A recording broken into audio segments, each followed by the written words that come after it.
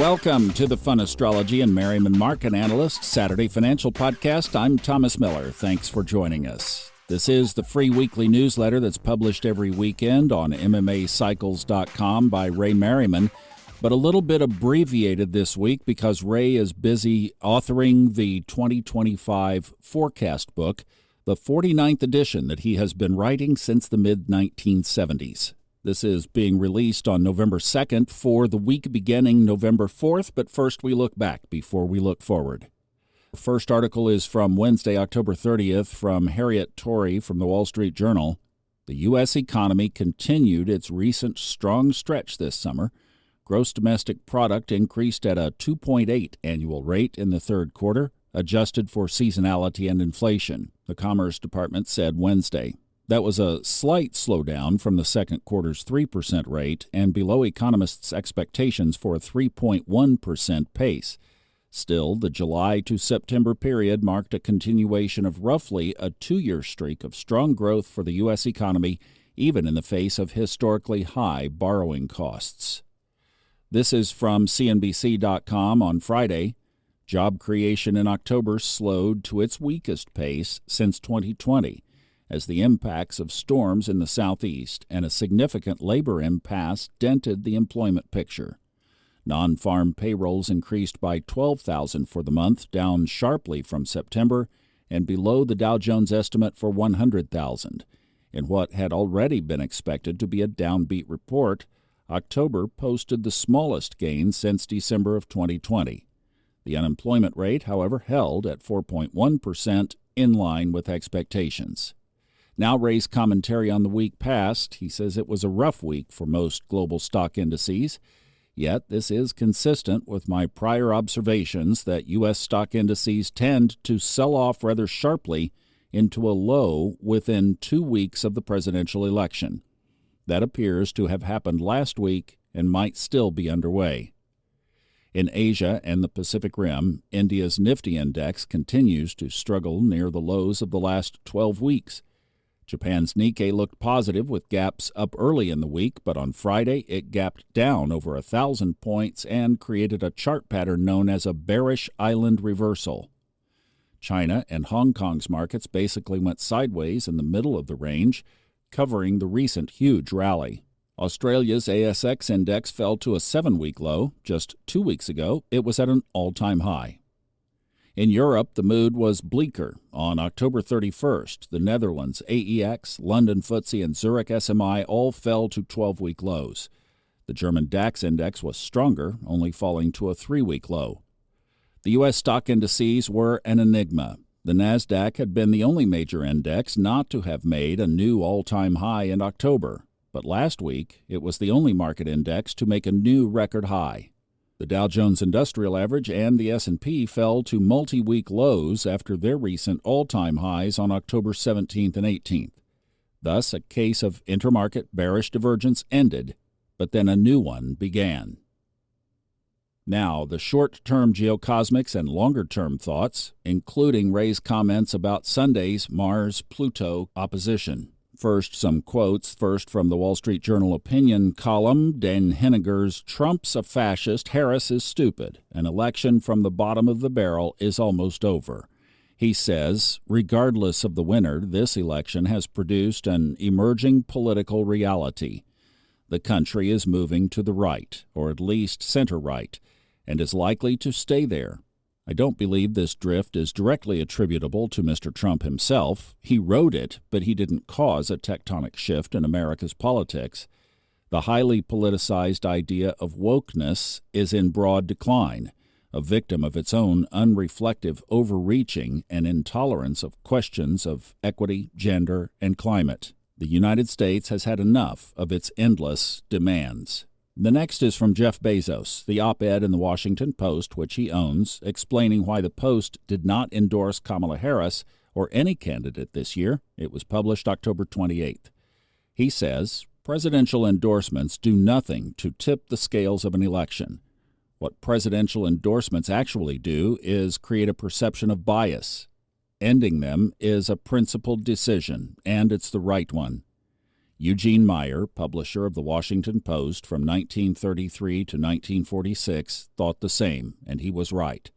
By itself, declining to endorse presidential candidates is not enough to move us very far up the trust scale, but it is a meaningful step in the right direction. And then from Thursday's Wall Street Journal, Peggy Noonan, A Great Democracy, faces a bad choice. She says anyone who claims to know what's going to happen is lying, but people wish they had a better choice. They don't want him in there, and they can't see her there. That's why it's close. He's too crazy for me. They're too extreme. He's mad, bad, and dangerous to know. She and her party continue to move too damagingly to the left. Here is an institution we helped this year, unknowingly, without really meaning to. In this messy monster of a campaign, we enlivened and perhaps even revitalized democracy. It's the big story underneath the big story. Now some lyrics. Irving Taylor, Ain't Nobody's Business But My Own, Kiss Music Company, 1950. It's nobody's business but my own. Well, it ain't nobody's, no, it ain't. It ain't nobody's business. It's nobody's business but my own. Ray says, it appears elections have consequences. Rather, the perception of election results also has consequences, as noted by market behavior this past week. Prior to last week, Trump was steamrolling ahead. But by the middle of the week, the election was back to a dead heat. Trump's early October bump related to transiting Jupiter stationary on October 9th, very close to his natal sun in Gemini, is starting to fade as the great benefic Jupiter begins pulling back under its retrograde motion. Will there be enough juice left to carry him to victory? The same could be asked of Kamala Harris, whose Gemini ascendant is also close to transiting Jupiter. It is pulling back now as well. Furthermore, as outlined in this column, she had her peak of support in August and September when her progressed moon conjoined the U.S. natal sun. But now that conjunction started separating as of mid-September when polls had her leading. Can she last it out another week? Sure, they both can. And that's why any astrologer or pundit who claims they know who will win just doesn't know that they don't know. There are astrological studies, correlations to past election cycles, that support both candidates, as discussed last week. But no matter. Once the election is over, half the pundits who guessed right will claim paranormal, clairvoyant powers. That's life when you see astrology as entertainment or fortune-telling. It is much more than that. It has value to societies beyond that. In reality, predictions are just information, not truth. However, if the source of that information has a reliable track record for accuracy and also derives their outlook based on actual correlative studies, let's say 80%, then it has value in the sense that one can make a plan based on higher than normal probabilities. As far as the astrological conditions of the next week, they look tense. The warlike, take no prisoners, show no mercy aspect of Mars changing signs from Cancer to Leo, and in opposition to Pluto, is nothing to mess around with. This is a dynamic that could coincide with confrontations, even violence, and one would be wise to avoid potentially dangerous and explosive situations. On top of that, the moon will ingress into Sagittarius starting November 3rd, the sign of exaggeration and no holes barred. While at the same time, Venus will be in opposition to Jupiter, ruler of the Sagittarius moon. Things could get out of control, even violent, this weekend through early next week. This combination is already manifesting in the burning of ballot boxes in some states, which is a typical expression, arson, destruction of property, under a Mars-Pluto hard aspect. Markets won't like it if no decisive winner is announced rather quickly. In that case, stock markets could fall, perhaps into the next level 1 signature, which is Saturn turning direct on November 15th, which is also a full moon. That is still within 2 weeks of the election, when lows in U.S. stock indices tend to happen, if they didn't just happen last Thursday, October 31st, on Halloween. This is Scorpio season. In fact, on Friday, November 1st, there was a new moon in Scorpio. Mars and Pluto co-rule Scorpio. The dynamics of a new moon can also last up to 2 weeks.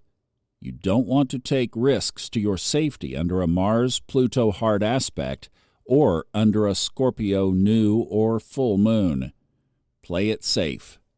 Scorpio is excellent for intimacy and deep conversations. Make love. Avoid war. And keep your vote and all secrets and private matters to yourself. It's nobody's business but your own. Scorpio's rule. Respect it. And that's the end of this week's newsletter. There is information online at MMAcycles.com about ordering for the 2025 forecast book, which we featured an excerpt from on the Fun Astrology podcast on Wednesday, this past October 30th. So if you'd like to check that out, it's on that podcast, and there's order information for the audiobook as well. Thank you so much for listening. Have a great weekend. Pray for peace. I'll see you for Level Up Sunday night, then back on the Fun Astrology podcast on Monday. Thanks for listening.